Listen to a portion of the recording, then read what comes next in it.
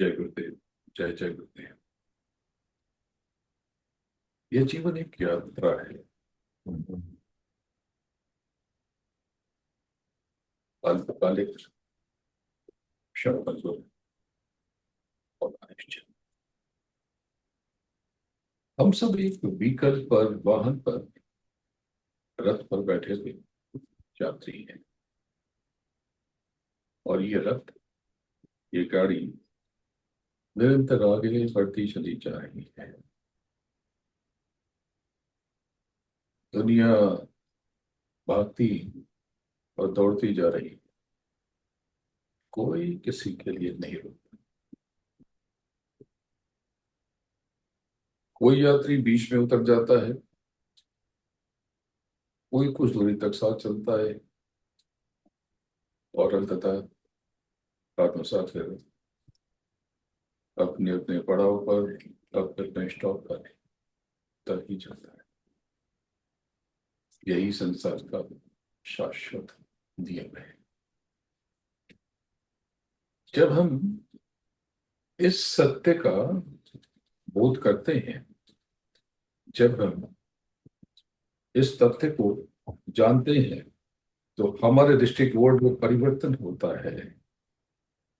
तब हम समझते हैं इस यात्रा का अर्थ क्या है। ये सफर क्या शय है। ये ये जो सफर है जीवन का, कितना लघु है, कितनी छोटी यात्रा है। ड्यूरेशन कितनी लिमिटेड है। यही कारण है, जब तक हम एक दूसरे के साथ हैं, हमें इन अमूल्य क्षणों को व्यर्थ के कला, तुच्छ विवादों और शिकावतों में नहीं गंवाना चाहिए। इन पलों को आत्मबोध की तरफ लगाना चाहिए। अपने भीतर खुद को जानने की कोशिश करनी चाहिए। भीतर के उस अविचल आनंद को जानने, पहचानने और जीने का यत्न प्रयत्न करना चाहिए। किसी ने आपको परेशान कर दिया, इंसल्ट कर दिया, अपमानित कर दिया, या किसी ने कटुवाणी का प्रयोग किया, किसी ने आपके प्रेम की उपेक्षा की, और आप उस पर अपनी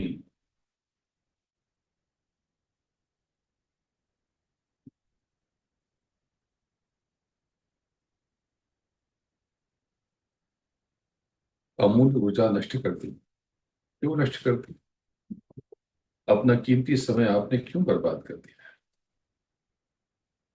यह जीवन तो एक क्षण जैसा है।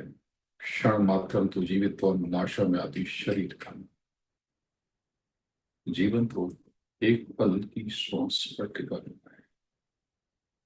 अजाने कब यह देह छूट जाए, कब यह शरीर मिट जाए, तो फिर क्यों हम नकारात्मक भावों, रोष, कुंठा, कलह, शिकायत, संदेह और तर्क तर्क में से बर्बाद करें, जाया करें। अगर कोई आपको झुकाता है, आपको नीचा दिखाता है, परेशान करता है, महत्वहीन साबित करने की कोशिश करता है, आपके एफर्ट्स, आपके पुरुषार्थ का श्रेय छीन लेता है, क्रेडिट लूट लेता है, या आपकी भल मनसाहत का उत्तर कुटिलता से देता है, तो आपको क्यों परेशान होना चाहिए?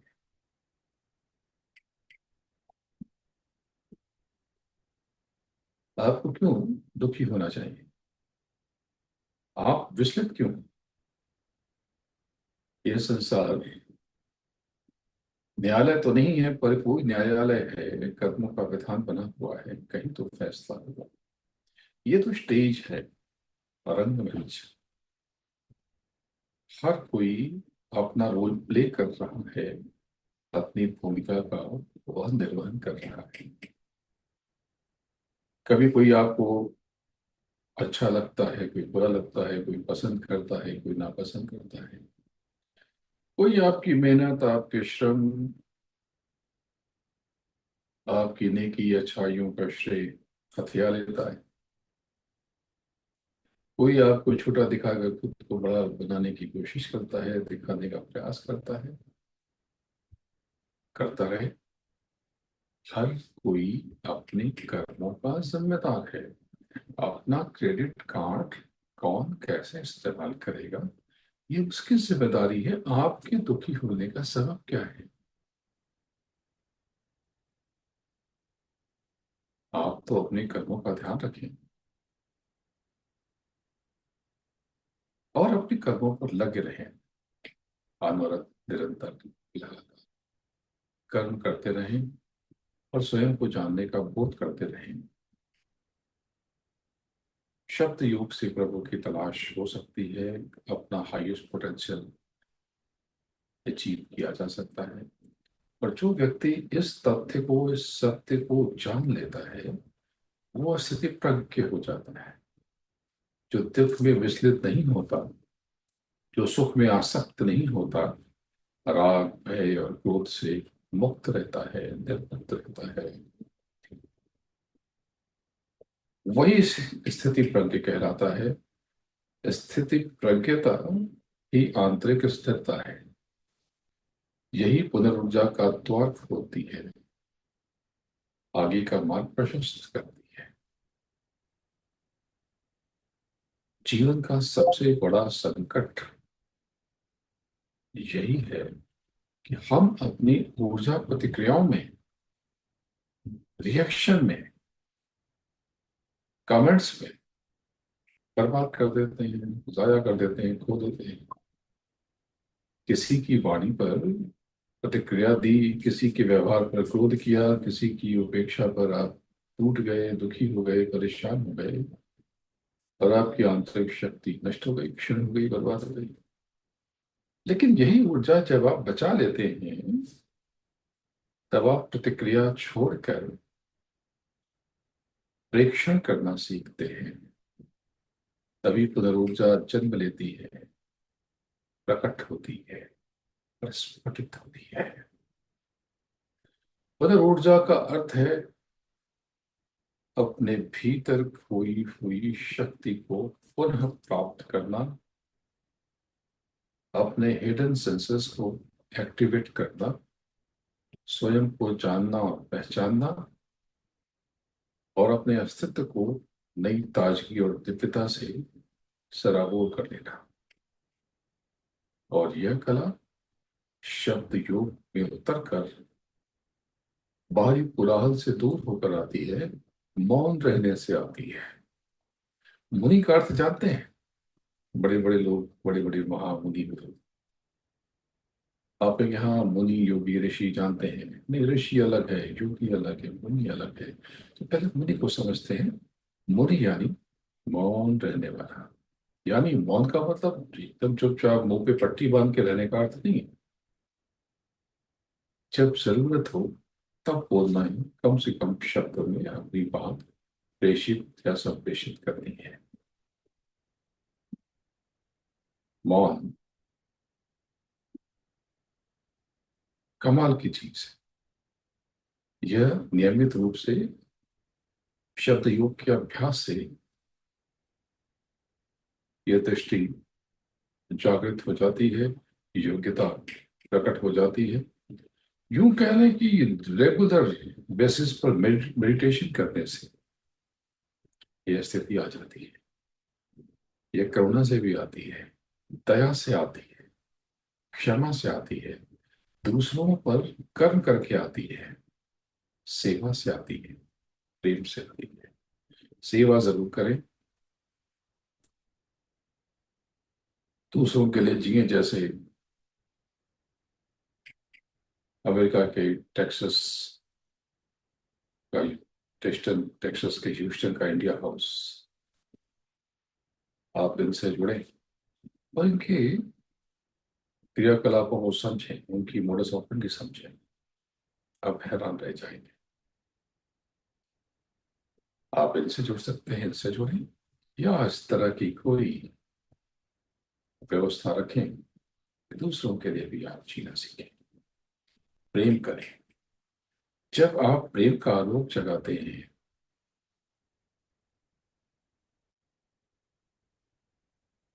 जब आप भीतर के विटनेस को, साक्षी को पहचानते हैं, तब आपके भीतर की शक्ति जागृत।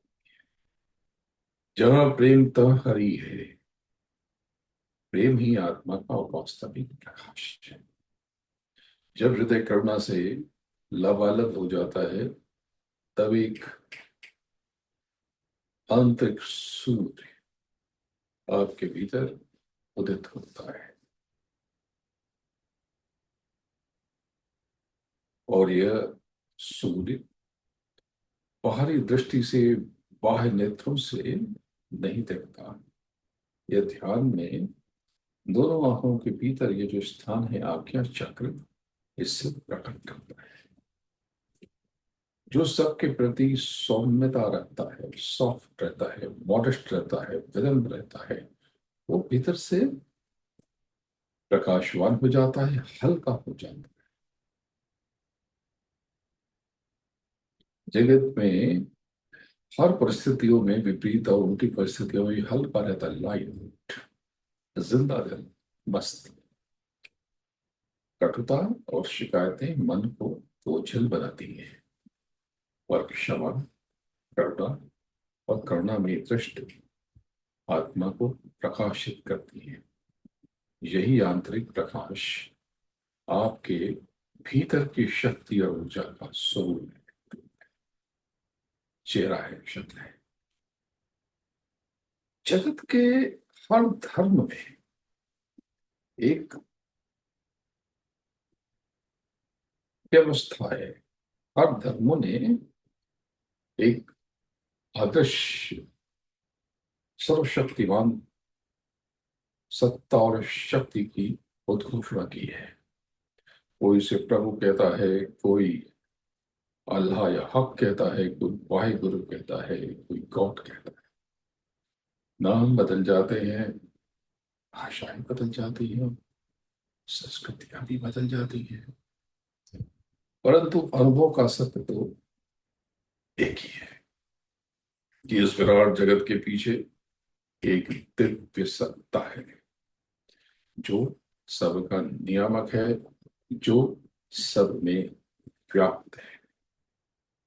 मनुष्य का अधिकांश जीवन इसी आशा में व्यतीत होता है कि मरने के बाद उसे परम सत्ता का साक्षात्कार होगा, उसे अप्सराओं के या हूरों के दर्शन होंगे, वो सोम रस पिएगा, कोई नाच गाना देखेगा, कब्र, स्वर्ग, वैकुंठ, जन्नत, इन्हीं की विचित्र कल्पना में वो जीवन गुजार देता है। ऐसा कुछ नहीं होने वाला, विश्वास कीजिए। जन्नत और दोजख तो इस जीवन से ही शुरू हो जाते हैं। और ये जन्नत कर्मों से, दोजख कर्मों से, यानी स्वर्ग कर्मों से और नरक कर्मों से, ये जीवन देखो किसका बहुत सुंदर है, किसी का बहुत बुरा है। ये सब कर्मों के देन है। कटुवाणी से बचें, पूर्व विचारों से बचें। दूसरों के ऊपर क्यों बोझ डालते हैं, फलाने ऐसे कर दिया, ढिकाने ऐसे। हर प्रार्थना, हर साधना, हर तपस्या अक्सर प्रायः इस विश्वास के साथ की जाती है कि मृत्यु के बाद प्रभु से भेंट होगी, मुलाकात होगी, दर्शन होंगे, दीदार होगा। किंतु मेरे सदगुरु परम पूज्य बाबा जय गुरुदेव जी महाराज ने जो अपने अनुभव से कहा है, वो इस सामान्य धारणा को तोड़ देता है। उनका स्पष्ट वचन है कि अगर प्रभु की प्राप्ति होगी तो जीते जी होगी, जिंदा रहते होगी। सांसों की पूंजी जब तक बची है तभी तक, मरने के बाद कुछ नहीं मिलेगा। आपकी मृत्यु केवल आपके कर्म के अनुसार एक और देह की तरफ ले जाती है। एक और चक्र, एक और जीवन का चक्र, एक और भ्रम, ढेर सारी नई कहानियां अब गुरु महाराज के इन वचनों को समझें कि यह वचन साधारण नहीं है। यह जीवन और मृत्यु की पूरी भाषा परिभाषा को बदल देता है। यदि प्रभु का मिलन होना है तो इसी जीवन में होता है। मृत्यु समाधान नहीं है, मृत्यु तो केवल संक्रमण है। मृत्यु एक शरीर से दूसरे शरीर में ले जाने वाला वो द्वार है, वो दरवाजा है जो आपकी आज की स्थिति बदल देता है। लेकिन कर्मों का लेखा जोखा, ये सारा डेबिट और क्रेडिट ये कैरी फॉरवर्ड होता है। इस बात को समझ लें तो वह न कोई अंत है, न कोई परम लक्ष्य। मृत्यु अंत नहीं है और मृत्यु परम लक्ष्य भी नहीं है। इसलिए जो व्यक्ति मृत्यु की प्रतीक्षा करता है वो वास्तव में वर्तमान को खो देता है। जीवन ही अवसर है, मौत नहीं। मनुष्य ने प्रभु को सदैव बाहर खोजा है।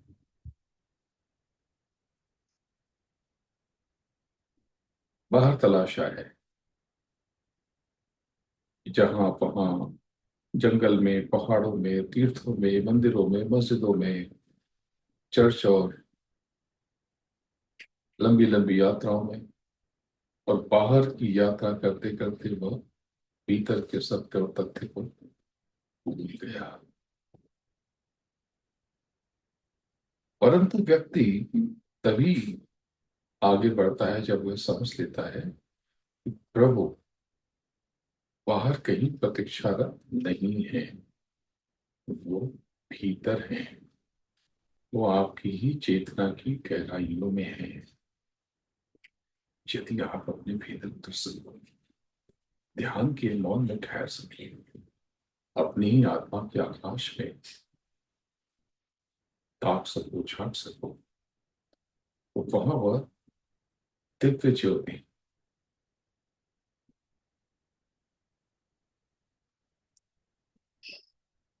वो डिवाइन लाइट आपको मिल ही जाएगी, जिसे धर्म ग्रंथों ने परमात्मा कहा है, अकाल पुरुष कहा है।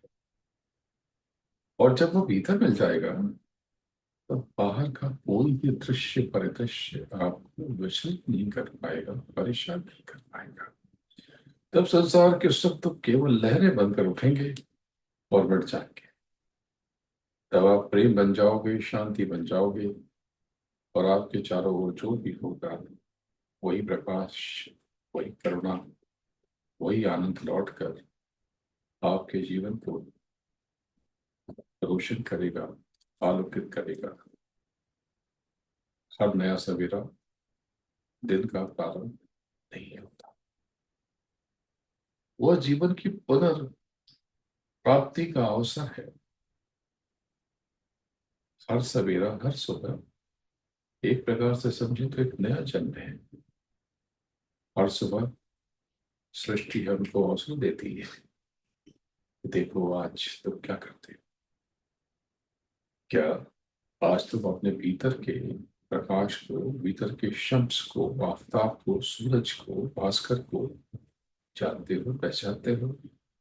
क्या तुम आज अपनी आंतरिक शक्ति से जुड़ पाते हो, मिल पाते हो, स्वयं को जान पाते हो?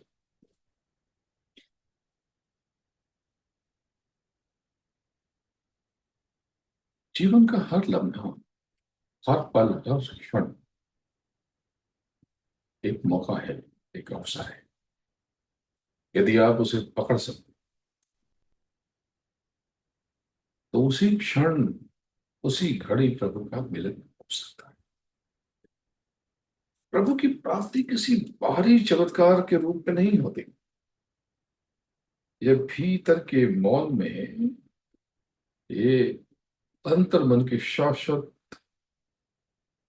में उतरने की क्रिया प्रक्रिया है।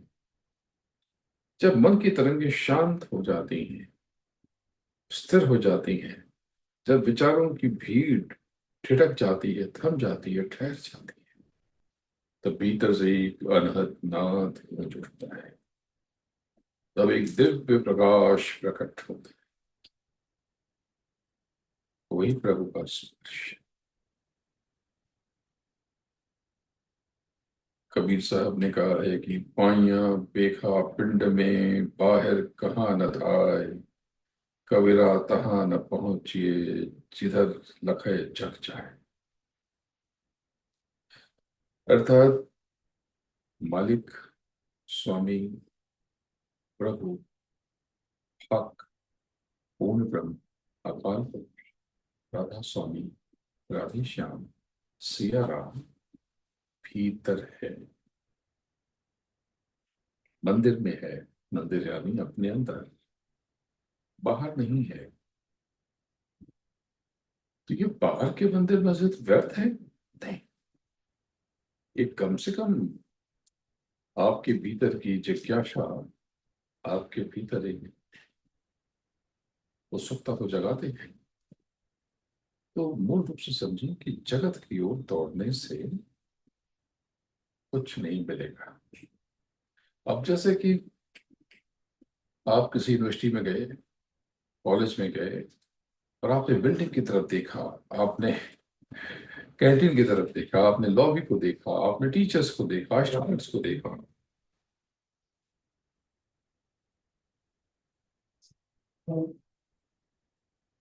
लेकिन आपने पुस्तकों की तरफ देखकर अपने भीतर जाने की कोशिश नहीं की। तो क्या होगा? तो जगत की ओर दौड़ने से आपको कुछ भी हासिल नहीं होगा, क्योंकि जीवित रहते हुए आपके पास साधना का अवसर है, आपके पास प्रयास करने का, कोशिश करने का मौका है। जिंदा रहते हुए आपके पास चेतना है। मृत्यु के बाद ये चेतना, आपकी चेतन ऊर्जा अगले घर में यानी अगली देह में, अगली जेल में चली जाती है। वहां फिर वही भूल, वही गलतियां, वही अज्ञान, वही संघर्ष, सब कुछ वही, सब कुछ जो छोड़ा था आपने, यहाँ अभी आरंभ हो जाता है। काम, क्रोध, लोभ, मोह, अहंकार। इसलिए महापुरुषों ने कहा है कि मरते दम तक साधो, साधो जब तक सांस। सांस रहते ही जीवन के लक्ष्य को साथ लेना संभव है। मालिक की, प्रभु की, परमात्मा की प्राप्ति केवल विश्वास से तो होगी, लेकिन सिर्फ विश्वास क्या है? विश्वास पथ का द्वार है।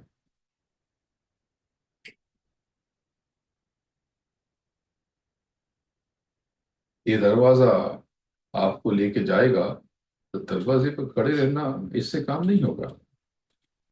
इसके भीतर सड़क है, रास्ता है। बिना रास्ते पर चले आप कैसे पाएंगे? उस साधना के बिना, प्रयास के बिना, कोशिशों के बिना विश्वास अंदर है। और साधना का अर्थ है अंतर यात्रा। इसी को शब्द योग में साधन भजन कहते हैं। साधन भजन, ये सुमिरन, ध्यान और भजन, ये तीन स्थितियां और परिस्थितियां हैं। यह यात्रा ध्यान के माध्यम से, नाम स्मरण के माध्यम से, ब्रह्मांडी ध्वनियों के माध्यम से, उस प्रभु को सुमिरने और याद करने के माध्यम से, सत्संग और सेवा के माध्यम से होती है। जब व्यक्ति निरंतर अभ्यास करता है, दस्तक देता है, मालिक के चरणों में उसके द्वार पे बैठ करके गुहार लगाता है, फरियाद करता है, पुकारता है, तब एक दिन भीतर का द्वार खुल जाता है। तब अनुभव प्रकट होता है, और अनुभव के सामने हर शंका समाप्त हो जाती है। जब किसी साधक को प्रभु का अनुभव होता है, तब उसका जीवन परिवर्तित हो जाता है, रूपांतरित हो जाता है, और उसके भीतर से सारी की सारी शिकायतें समाप्त हो जाती है। क्योंकि वह जान लेता है कि जो कुछ भी घट रहा है, हो रहा है, उस परम सत्ता की मर्जी है, और वो निश्चित किया है किसने? हम सब ने स्वयं। क्योंकि हम कर्मों के जाल में, कर्मों के विधान में बंधे हैं, और जैसा जैसा हमने कर्म किया है वैसा वैसा फल मिलना है। हर कर्म का, जलन का, द्वेष का, घृणा का, शिकायत का, उलझन का, संदेह का, गाली का, गलौज का, चढ़न का, उठन उड़न का, इन सब का फल मिलता है। उसके भीतर से तब भय समाप्त हो जाता है, क्योंकि अब वह जानता है कि मृत्यु केवल एक परिवर्तन है, अंत नहीं। उसके भीतर से तब क्रोध और द्वेष मिटने लगते हैं, खत्म होने लगते हैं, समाप्त हो जाते हैं। क्योंकि तब वो जानता है कि उसकी आत्मा और हर आत्मा उसी प्रभु का अंश है, जो इस जगत का नियंता है, मालिक है, स्वामी है।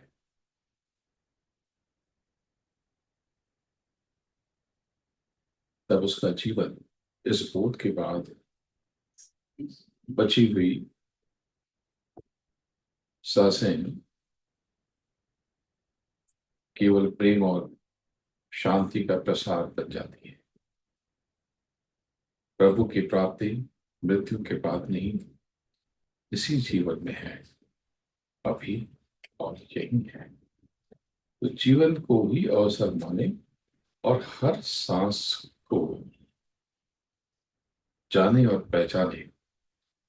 आप तब मौन में उतर जाए, ध्यान, भजन, और उसके पहले सुमिरन, ये सब आपको अपने उसी बोध की ओर ले जाती है। तो ये सुमिरन, ध्यान और भजन, तो सुमिरन कैसे, किस चीज का? इसके लिए आपको किसी पूर्ण गुरु और सदगुरु से मिलना पड़ेगा, और उसके साथ बैठ करके, उसके साथ बैठ करके इस तथ्य और सत्य को जानना पड़ेगा। तब आपको आपका गुरु नाम का दान देगा, आपको उस नेमत से नवाजेगा। तब वो आपके ऊपर रहम करेगा, और वो पासवर्ड बता देगा, बहुत सरल है। तब आप नियमित रूप से अभ्यास करेंगे, तो और जब आपके पास पासवर्ड आ जाएगा, यानी नाम का दान, और नाम पता चल जाएंगे, क्या पकड़ना है अंदर में, क्या सुनना है, और आप उस शब्द को पकड़ लेंगे, तब आपके भीतर का सूर्य प्रकट होगा। तो बाहर का अंधकार आपको छू भी ना सकेगा। तब आप वही हो जाएंगे जो प्रभु है। आपका अंतर, आपका अंतर मन, आपकी रूह, आपकी आत्मा भर जाएगी, लबालब हो जाएगी, प्रेम से, शांति से, और अपार आनंद से। और आप अपने जीवन के परम लक्ष्य की तरफ अग्रसर होंगे, आगे बढ़ेंगे। इस जीवन का परम उद्देश्य आत्मबोध है, स्वयं को जानना है। आत्मबोध का अर्थ है अपने भीतर के साक्षी को जानना और पहचानना। यह शरीर हम सबका क्षीण होता जा रहा है। आप रोज मरते हैं, रोज आपकी मृत्यु होती है, आपको पता न चले भले ही, लेकिन यह शरीर रोज खत्म हो रहा है। यह मन बदलता है, विचार परिवर्तित परिवर्तित होते हैं, यह संबंध टूटते हैं, परंतु भीतर एक साक्षी है, फिटनेस है, जो अधिक है, काफी चल रहा है।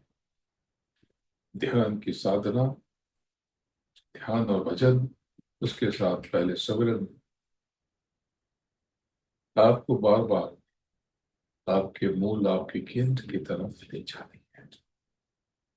अस्तो मां सदगमय, तमसो मां ज्योतिर्गमय, मृत्युर्मां मृतंगमय। हे प्रभु, सत्य से असत्य से सत्य की ओर, तिमिरता से, अंधेरों से, अंधकार से प्रकाश की, और मृत्यु से अमृत की ओर ले चलो। यही आत्मबोध की साधना, साधना और प्रार्थना है। जब आप उस अचल साक्षी का, उस साक्षी भाव का, विटनेस का, स्वयं के खड़े होकर स्वयं को देखने का दिव्य अनुभव करते हैं, तभी आपको आपकी ऊर्जा प्राप्त होती है। जीवन की गाड़ी, ये रथ निरंतर आगे बढ़ रहा है। कुछ लोग कुछ दूर साथ चलते हैं, और कुछ लोग उतर जाते हैं, चले जाते हैं, भूल जाते हैं। ये तो होगा। आपका हर परिजन एक न एक दिन या तो आपसे बिछड़ जाएगा, या आप उससे बिछड़ जाएंगे। तो किस बात का क्लेश, किस बात का रोष, किस बात की शिकायत, बात समझने की कोशिश कीजिए। ये रोज रोज की उलझन से, झवेरों से बाहर आइए। यदि आप इस क्षण भंगुरता को, यानी अगले क्षण नष्ट हो जाने की क्रिया प्रक्रिया को, इस नश्वरता को सहजता से स्वीकार कर लें, तो हृदय में शिकायत की जगह आभार उत्पन्न होने लगेगा। तब आप सोचेंगे कि कितना सौभाग्य है कि हम अपनी आत्मा को पहचान सके, अपनी रूह को जान सके, और उनके साथ रह सके। और वह आभार आपके भीतर नई शक्ति का, नई चेतना का, नई अद्भुत दिव्यता का प्रसार करेगा, संचार करेगा। आपके भीतर अशांति, असंतोष, रोष, कुंठा, बेचैनी, शिकायतें, कलह, तर्क वितर्क जैसे अनेक नकारात्मक भाव रहते ही हैं। ये आपको कमजोर कर देते हैं, नष्ट कर देते हैं, बर्बाद कर देते हैं। ये ऐसे ही है जैसे कोई दीप जल रहा है।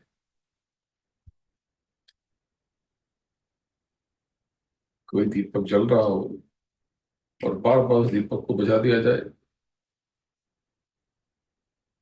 आंखों की पुतलियों पर कालिक पोत दी जाए। जब हम इन भावों के को प्रेक्षण करना छोड़ना सीखते हैं, तब भीतर के दीपक की लौ निर्मल हो जाती है। उधर ऊर्जा, यानी अपनी ऊर्जा को जान लेना, पहचान लेना, अपने हिडन सेंसेस को समझ लेना, यही रहस्य है। तब आपको पता चलता है कि हमने कितनी बुरी तरह अपने भीतर की शक्ति को और समय को बर्बाद कर दिया। तो अपने समय को, कीमती समय को और अपनी ऊर्जा को व्यर्थ न करें। अपमान और कटुता में प्रतिक्रिया न दें। प्रेम और करुणा में जिए। मौन और ध्यान में उनके आत्मा के साक्षी से जुड़े। यही पुनर्ऊर्जा है, यही आंतरिक सूर्य का उदय है। जीवन तो छोटा है, अल्पकालिक। इस छोटे से जीवन में यदि आप अपने भीतर के उस परम लोक और आलोक को प्राप्त कर लें, हासिल कर लें, पा लें, यही सबसे बड़ा उपहार है, गिफ्ट है। यही आत्मदीप है, यही ब्रह्म ज्योति है।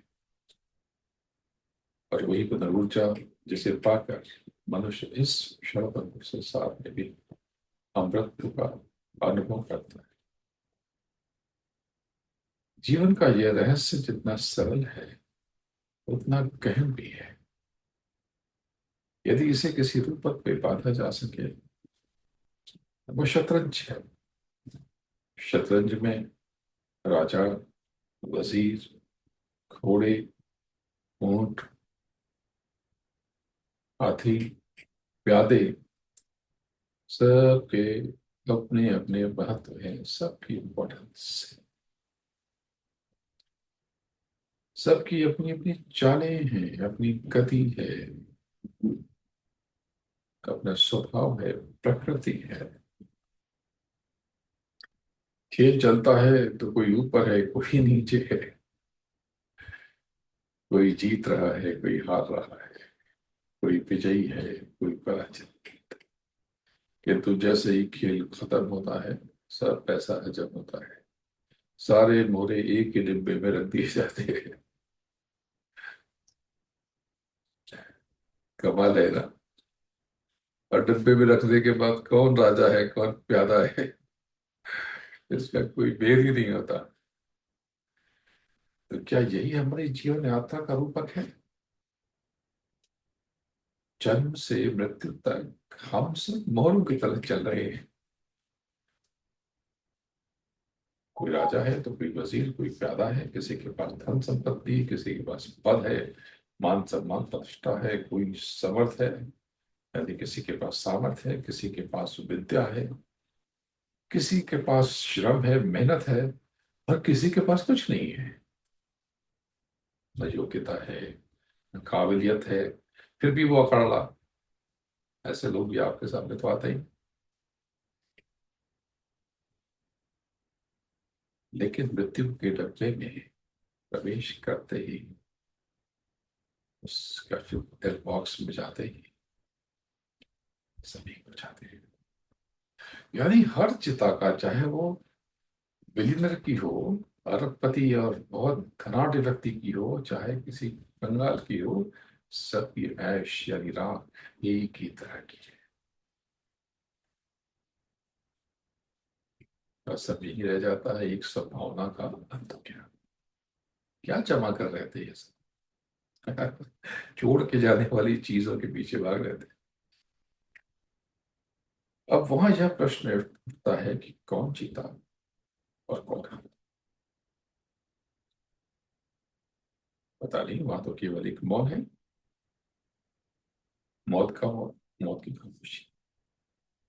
इसलिए जब कोई आपकी तारीफ करे, प्रशंसा करे, सम्मान दे, अपमान दे करे या तिरस्कार हो जाए, तो आपको समभाव में रहना चाहिए। भारी बातों में, लोगों के चक्कर में आपको बिना पड़े खुद पर काम करना चाहिए। देखिए, मैं अपना काम कर रहा हूँ, आप सुन रहे या नहीं सुन रहे, मैं तो मेहनत कर रहा हूँ। क्या मेरी ये सैलरी मिलती है इसके लिए मुझे? क्या आप कुछ देते हो मुझे? अरे संसार में तो ले लेते हैं लोग, मेरे पास ही मांगने चले आते। आपसे कुछ लिया मैंने? आप इंडिया हाउस से पूछें, मैं इंडिया हाउस के साथ क्यों हूँ? इनके अद्भुत मिशन, इनको, इनके इस मिशन में मैं इसलिए साथ हूँ क्योंकि मैंने देखा है इनकी कार्य पद्धति। आई थिंक महीने के पहले वेडनेसडे, क्या क्या ये कितनी सेवा करते हैं, वो फूड डिस्ट्रीब्यूट करते हैं, मैंने खुद अपने हाथों से इनके प्रोवाइड किए हुए भोजन बांटे। और वो पूरे महीने का, आप आके देखें ना, कितनी सेवा है इनके यहाँ, क्लिनिक चलती है, जाने क्या क्या ये चलाते हैं। आप देखें तो ऐसे ही, अगर आप वहां रहते हैं तो आप वहां जुड़ सकते हैं। आप सेवा का भाव रखें, आप किस देश के या विश्व के किसी भी भूभाग में रहते हो, सेवा बहुत सब। सेवा का भाव ही आपकी एसेट है, यही बैंक बैलेंस है। तो हर परिस्थिति में आप सब भाव में रहें, मान में, अपमान में, अच्छे में बुरे में, कोई तारीफ कर दे, कोई गाली दे दे। मुझे भी गालियां देते होंगे लोग, समझते होंगे कि ये बाबा जी तो बस कुछ लेने आते हैं। आप बताओ, जो अमेरिका में रहते हैं, कौन क्या देता है? और आप में से किसी ने दिया हो तो हाथ उठा दे, इसमें रेस करते हैं, हाथ रेस करते हैं। अगर मैं निकलूँ ना, मेरे सारे एक्सपेंसेस बच जाएंगे। स्वयं विचार करो। यदि कोई आपकी ओर फूल फेंके, कोई काटे, आप दोनों को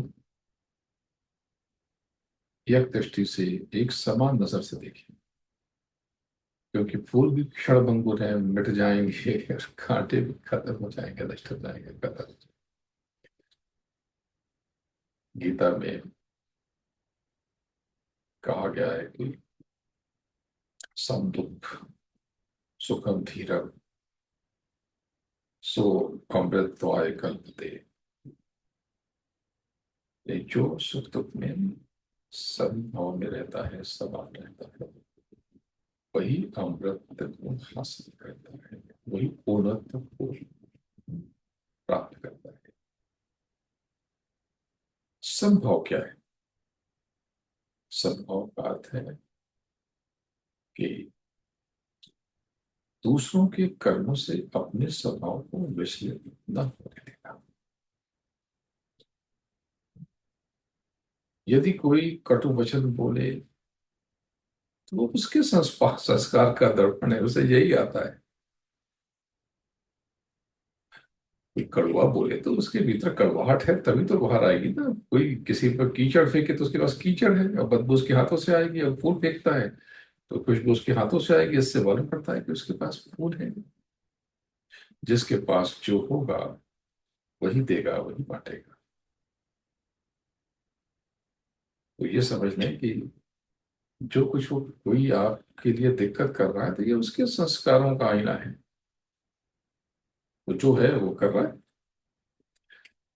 ये आपके संस्कार को रिप्रेजेंट नहीं करते।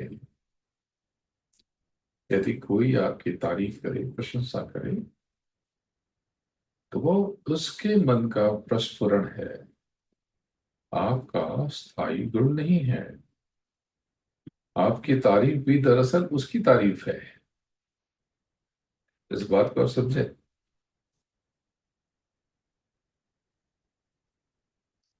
आप वही रहें जो आप हैं। विचलित न हो, न प्रशंसा में, न शिकायत में। जो है वही रहे, निष्प्रिय, निर्मल और चाकर। हमारा सबसे बड़ा भ्रम यही है कि हम अपने जीवन की बागडोर दूसरों की प्रतिक्रियाओं के हाथों में सौंप देते हैं। यानी प्रशंसा से हम फूल जाते हैं, और दुख से हम बेचैन हो जाते हैं, उदास और दुखी हो जाते हैं, रोने लगते हैं। गजब बात है। दूसरों की प्रतिक्रियाओं से आपके भीतर के सुख शांति का अर्थ क्या है, असर होता है, आप कहेंगे तो ये तो कमजोरी है। गाड़ी गर्म हो जाती है, मोटर चल रहा है, गाड़ी चल रही है, इसका मतलब ये कूलेंट आपका काम नहीं कर रहा, रेडिएटर इज नॉट वर्किंग। यही हुआ है। और अगर रेडिएटर काम नहीं कर रहा है, कूलेंट नहीं है उसमें, तो गाड़ी तो जल ही जाएगी। एक रॉन्ग सॉफ्टवेयर पूरे हार्डवेयर को बर्बाद कर सकता है। इस बात को समझे। तो यदि किसी ने कुछ कहा और आप क्रोधित हो गए, गर्म हो गए, चिल्लाने लगे, तो वास्तव में आप तो उनके दास हो गए, गुलाम हो गए, स्लेव। यदि किसी ने प्रशंसा की और आप अहंकार से भर गए, तो आप फिर पर निर्भर हो गए।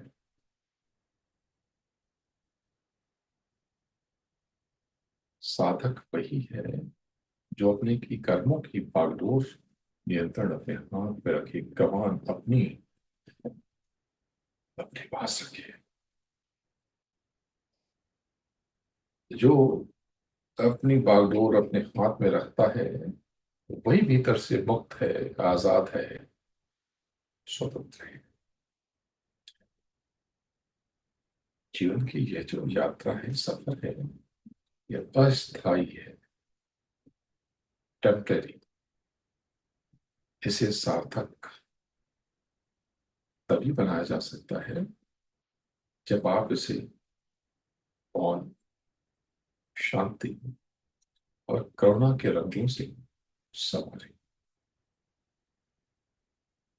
मौन आपको आपके भीतर ले जाता है, भीतर की गहराइयों में प्रविष्ट होने में सहायक होता है। शांति आपको आपकी आत्मा के स्वरूप से जोड़ती है और करुणा आपको आपके भीतर के प्रेम के स्रोत से कनेक्ट करती है। आत्मा का, रूह का, सोल का वास्तविक सौंदर्य इन्हीं में प्रकट होता है। यही जीवन का सार है। यही वह अमूल्य निधि है जो इस क्षणभंगुर यात्रा को अनंत महत्व देती है। जब आप प्रेम से समस्त संसार को निहारते हैं, यह जरूरी नहीं है कि दुनिया भी आपको उसी प्रेम से देखे। जैसे मर्जी वैसे देखे।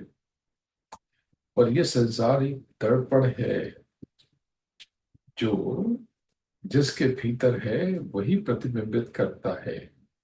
यदि आपके भीतर दया है, करुणा है और प्रेम है, तो लौट कर भी प्रेम और दया और करुणा ही आपके पास आने वाली है। यदि आपके भीतर लोभ है, लालच है, उल्टे पुल्टी चीजें, सब उल्टा पुल्टा आपके पास लौट के आने वाला है।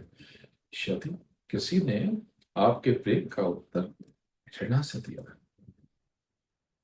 चीख पुकार कर दिया, बदतमीजी से दिया, वह विषाक्त भाव उसी के पास ठहर जाएगा। वह आपके पास टिक ही नहीं सकता। तो यह सत्य है, जो आप में से बाहर निकलता है वही आपके पास लौट कर आता है। मेरी बातें अगर आपको सुकून दे रही हैं, तो ये सुकून मेरे पास ही लौट कर आने वाला है। इस बात को समझना। यदि आप प्रेम करते हैं तो प्रेम ही लौटेगा। यदि आप द्वेष करते हैं तो द्वेष ही वापस आएगा। यदि आप स्वयं किसी से बीमार भाव रखते हैं, तो निश्चित रूप से आप समझ लें कि वह घृणा आपके भीतर ही जड़ें चबाएंगी और वह आपको आपके भीतर से ही खंडित करेगी और आपको विकृत कर देंगी, बर्बाद कर देंगी, क्रूर कर देंगी, गंदा कर देंगी। घृणा करने वाला सबसे पहले स्वयं को नष्ट करता है। निंदा करने वाला स्वयं को ही निंदित कर देता है। जैसे कोई जहर पीकर सोचे कि दूसरा मरेगा। अरे यह तो असंभव है। जहर कोई और पी रहा है और कहता है इसको मारने के लिए मैं जहर पी रहा हूँ। बहुत से लोग कहते हैं मारण प्रयोग करते हो, भद्रकाली नमा, भद्रकाली नमा, भद्रकाली नमा, तो भद्रकाली उसी का नाश कर देगी। पत्र में जो मारण प्रयोग किए जाते हैं वो भद्रकाली से किए जाते हैं। तो आप समझ लें कि कोई भविष्य पान कर ले और सोचे कि मौत उसकी होगी, नहीं, इट्स नॉट पॉसिबल। इसलिए बुद्ध ने कहा है कि द्वेष से द्वेष कभी शांत नहीं होता, केवल प्रेम से ही शांत होता है। और जीवन का वास्तविक मार्ग प्रेम है, सिर्फ प्रेम। प्रेम कोई भावना मात्र नहीं है, यह तो आत्मा की अवस्था है। जब तुम प्रेममय हो जाते हो तो तुम्हारे भीतर द्वेष रह नहीं सकता, टिक नहीं सकता। तब आपके भीतर केवल जो बचती है वह करुणा। और वो करुणा आपको पुनर्शक्ति देती है, नई ताकत, नई ताजगी, नई जीवनी। साईं इतना दीजिए जामी कुटुम्ब समाए, मैं भी खूब आदर रखूं। साथ में रहना चाहे। तो प्रेम और करुणा का यही स्वर है, सत्वरन संतोष और सील। जीवन का शतरंज, ये जीवन का जो चेस है, ये शतरंज की बाजियां हैं। ये बाजियां चलती रहेंगी, मोहरे बदलते रहेंगे, राजा भी गिरेगा और प्रजा भी राजा भी गिरेगा और प्यादे भी मरेंगे। किंतु अगर आप समभाव में रहते हैं, मौन और करुणा में जीते हैं, तो आपकी आत्मा कभी नहीं गिरेगी। शब्द योग में सुमिरन ध्यान और भजन। सुमिरन में नाम का दान लेकर के, नाम का अंतर में स्मरण, माला फेरते हैं, लेकिन वो याद रखते लिए जीव उसमें नहीं घूमती। तो जिसको नाम का दान नहीं मिला, वो कोई भी नाम, प्रभु के हजारों नाम में, अनगिनत नाम में कोई भी नाम ले ले। और जिसको नाम नहीं पता है, वो फिलहाल जब तक नाम का दान नहीं मिलता, वो जय गुरुदेव नाम से सेवन कर सकते हैं। जय गुरुदेव, जय गुरुदेव, बिना बोले, बिना जीभ को हिलाए। इसकी दूसरी अ, दूसरा पहलू है ध्यान। ध्यान में दोनों आंख को बंद करके सीधा देखने का अभ्यास, ऊपर से कपड़ा डाल दें, जिससे एक और रूम क्रिएट हो जाए, एक और शांति, एक और कपड़ा बन जाए, कक्ष बन जाए। एक बिंदु पर देखने का नियमित अभ्यास करें। करें 10 सेकेंड, दोनों आंख बंद कर दें, सीधा देखें। ये जो अंधेरा पर्दा दिख रहा है, ये कर्मों की गंदगी है। नियमित रूप से अभ्यास करते करते वहां पर सुराख हो जाएगा, छेद हो जाएगा। और तीसरा हिस्सा है भजन। भजन यानी बाहर से गाना गाना नहीं, वो जो अंतर्नाद, वो गायन, वो ब्रह्मनाद, वो संगीत जो प्रस्फुटित हो रहा है, जो अनहद है, जो बिना घर्षण के है, जो कभी बंद नहीं होता, जो चल रहा है, उसे सुनने का प्रयास करें। तो कैसे? ये दोनों कान बंद करके, दोनों आंख ऐसे बंद कर ले, और कहीं पर इसको टिका दे, ऊपर एक कपड़ा रख ले, कोई चादर, टॉवल, शॉल, कुछ भी, जिससे रूम क्रिएट हो जाए। और यहाँ से कान बंद करके दोनों आंखों के मध्य का जो केंद्र है, वहां से ये सहस्त्र, यहाँ से सुनने की कोशिश करें। तो ये सोवरन ध्यान और बचाव, ये प्रैक्टिस करते रहे।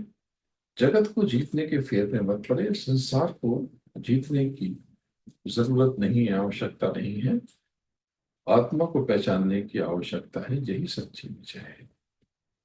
इतिहास यह नहीं पूछता कि कौन जीता, आत्मा केवल यह पूछती है कि क्या तुमने प्रेम किया, क्या तुमने करुणा रखी,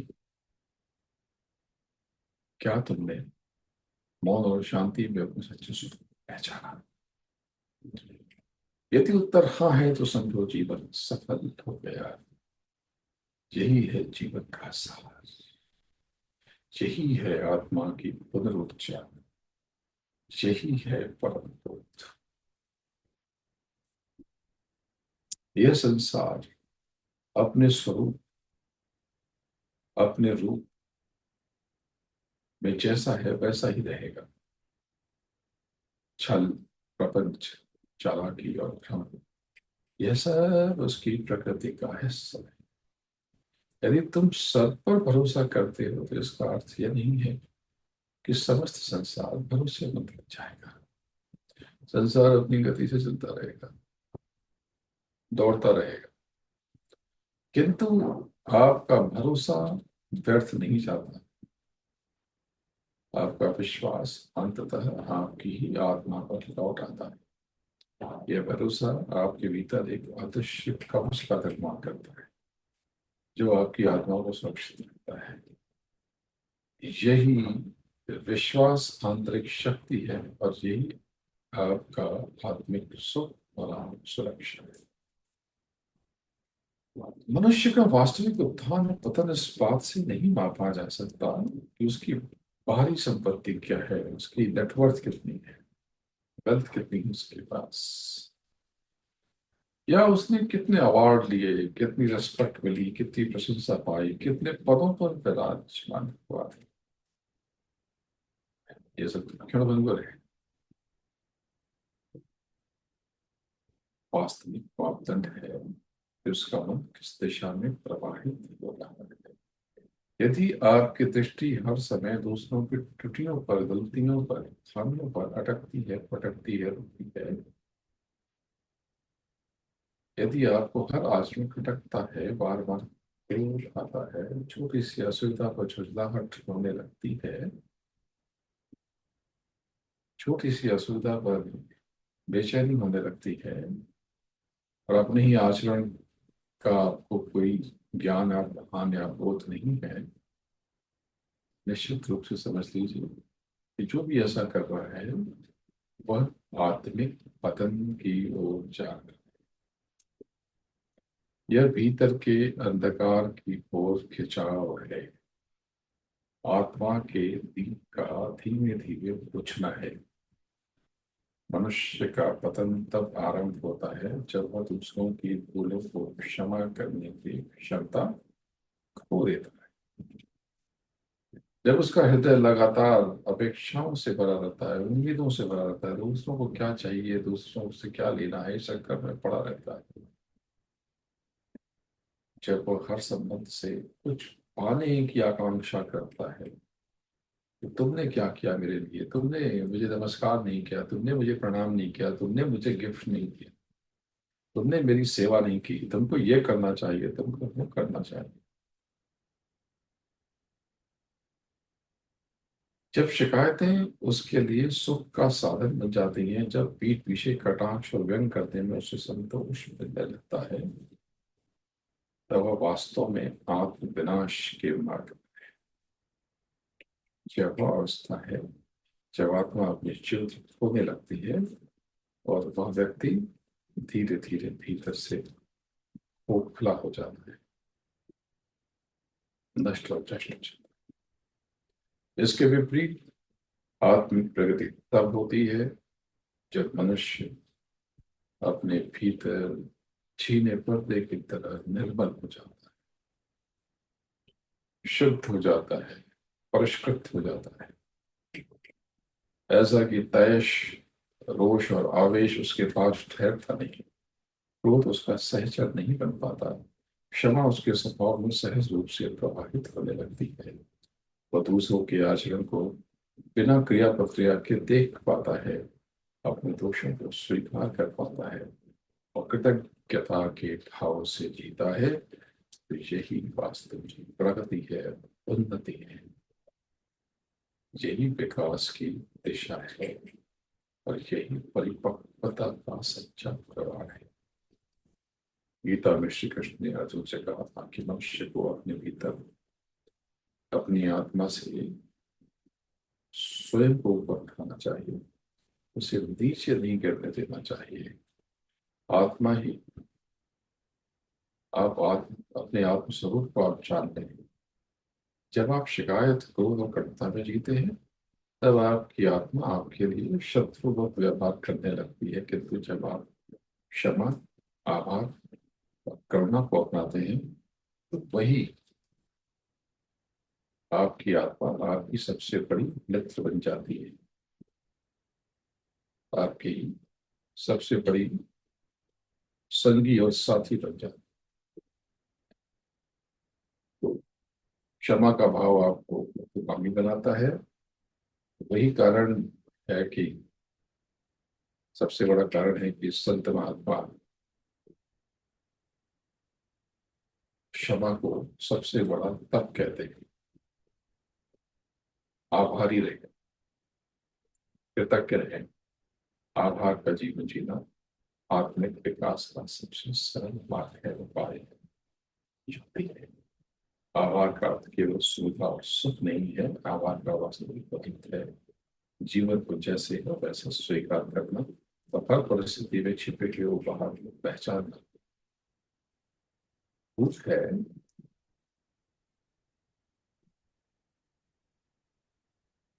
दुख है तो आप समझ लें कि कुशलता और जीवन भी है, इसलिए आभार मानिए। वर्षा है, ताजगी है, अनाज पैदा होगा, आभार मानिए। और मित्र है तो उसका भी आभार मानिए कि संगति और सहारा है। और शत्रु है तो उसका भी आभार मानिए, क्योंकि वो आपको विकसित करने में आपकी मदद करते हैं। आभार का भाव आपको मैच्योर बनाता है, परिपक्व बनाता है। जब आप आभार से जीते हैं,